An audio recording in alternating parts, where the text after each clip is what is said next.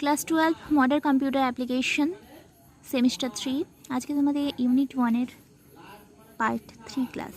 আজ execution mode সম্বন্ধে জানবো।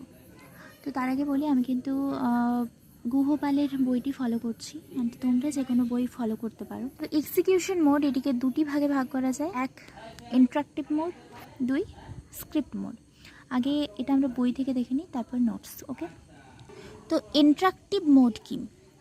এই মোড হলো একটি শক্তিশালী টুল যা আমাদের Python code line by line execute করে, তাৎক্ষণিক ফলাফল প্রদর্শন করে।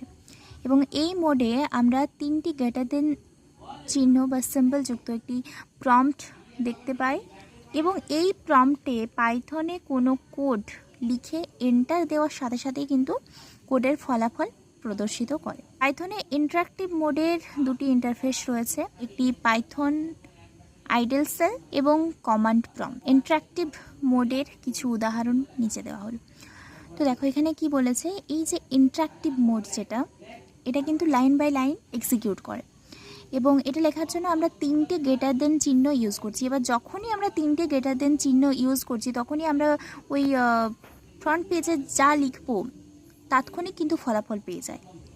ঠিক আছে, কোনো একটা সূত্র লিখলাম, সূত্রের ফলাফল যেটা আসবে সেটা কিন্তু সাথে সাথে পেয়ে যাব। এক্সাম্পলটা দেখো, এটাতে যেটা দেওয়া আছে, প্রথমে যেটা দেওয়া আছে ওটা কিন্তু তুমি যখন পাইথন খুলবে সাথে সাথে কিন্তু এই দুটো লাইন তুমি দেখতে পাবে।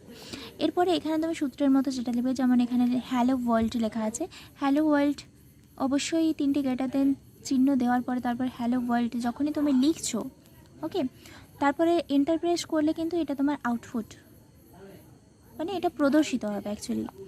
তারপরে আবার তিনটে গ্রেটার দেন চিহ্ন, দেখো 2+2 যখনই তুমি লিখবে তখন আবার ফলাফল এন্টার প্রেস করলে ফলাফল 4 প্রদর্শিত হবে। ওকে, এইভাবে কিন্তু প্রত্যেকটা করা আছে। আর এই চিহ্নটাকে গুণিত চিহ্ন বলা হয়, গুণ।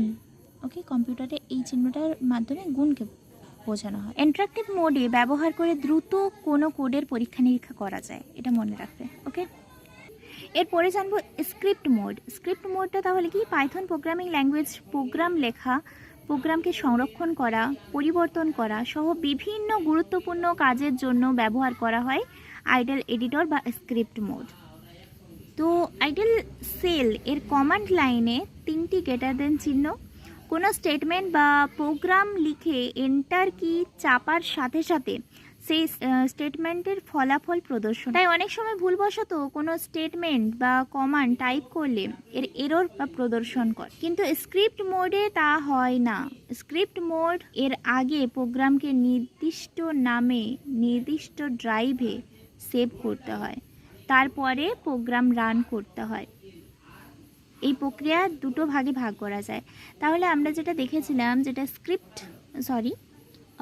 ইন্টারাক্টিভ মোডে যেটা হচ্ছে তিনটি গ্রেটার দেন চিহ্ন দেওয়ার পরে তারপরে তো কোনো একটা কিছু তুমি টাইপ করলে, এরপরে কিন্তু এন্টার প্রেস করার সাথে সাথে কিন্তু তোমার ফলাফলটা প্রদর্শিত হচ্ছে, বা সেক্ষেত্রে যদি কোনো কিছু ভুল হয়ে যায় তাহলে সাথে সাথে এরর দেখিয়ে দেবে।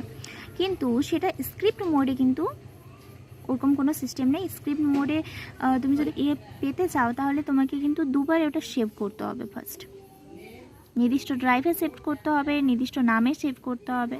তো এর প্রথম ভাগটিকে যেহেতু দুটি ভাগে ভাগ করা যায়, তো প্রথম ভাগ ফাইল তৈরি করা ও সংরক্ষণ করা, এবং দ্বিতীয় ভাগ সেটি স্ক্রিপ্ট ফাইলের মাধ্যমে প্রোগ্রামকে রান করা।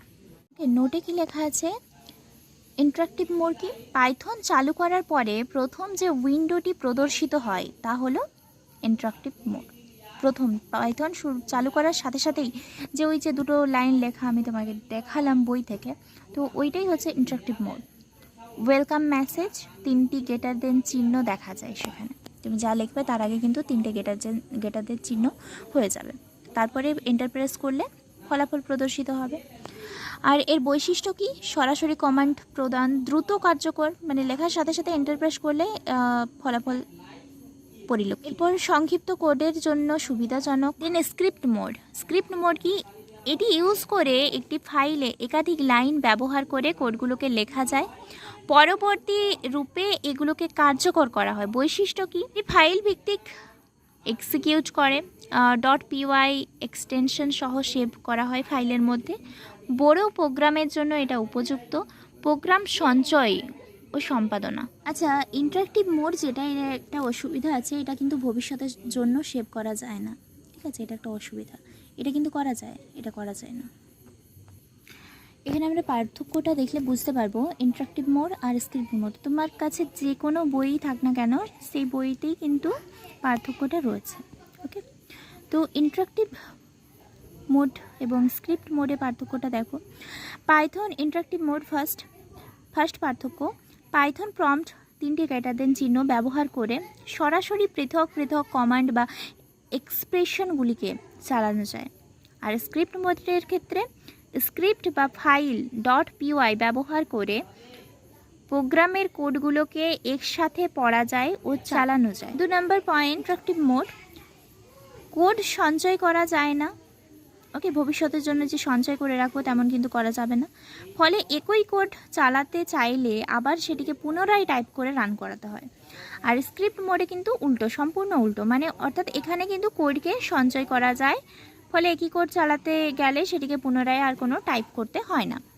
3 নাম্বার, ইন্টারেক্টিভ মোডের ক্ষেত্রে কোড নিয়ে পরীক্ষা নিরীক্ষার সময় এটা কিন্তু ইউজ হয়। আর স্ক্রিপ্ট মোডের ক্ষেত্রে পাইথন কোড সম্পর্কে সঠিক ধারণা থাকলে তাহলেই কিন্তু এটা লিখতে পারবে। যদি পাইথন সম্বন্ধে সঠিক ধারণা না থাকে তাহলে তুমি কিন্তু স্ক্রিপ্ট মোড কোনোভাবেই ব্যবহার করতে পারবে না। নেক্সট, ইন্টারেক্টিভ মোডে বলা হয়েছে এই মোডে কোড বা স্টেটমেন্টটির সাথে সাথেই সম্পাদিত হয়ে আউটপুট প্রদর্শিত হয়। কোনো একটা স্টেটমেন্ট লিখলাম, এবার এন্টার প্রেস করলে কিন্তু সাথে সাথে আউটপুট, তুমি ফলাফল যেটা সেটা দেখতে পাবে। কিন্তু এক্ষেত্রে অর্থাৎ স্ক্রিপ্ট মোডের ক্ষেত্রে এই মোডে কোডগুলো ইন্টারপ্রিটার আমি প্রিন্টারই লিখেছি, তো এই মোডে কোডগুলি ইন্টারপ্রিটার কর্তৃক চালিত হওয়ার পরে আউটপুট প্রদর্শিত হয়। ওকে, তো গুহপালের বইটিও দেখে নাও তোমরা, যাদের কাছে আছে তারা বইটা খুলে দেখে নাও, পেজ নাম্বার 15। আর যাদের নেই এখান থেকে দেখে নাও, ঠিক আছে? তো আজকে এই পর্যন্ত। Thank you for watching my video.